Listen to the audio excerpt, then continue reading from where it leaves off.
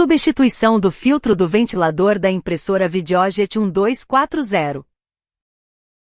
Com uma chave Allen, solte os 2 parafusos da tampa. Retire a tampa com cuidado. Retire o elemento filtrante usado da moldura.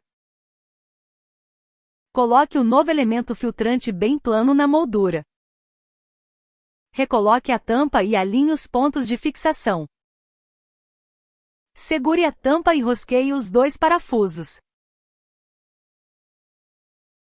Aperte os parafusos por igual e confirme que a tampa está firme e as aberturas de ventilação estão livres.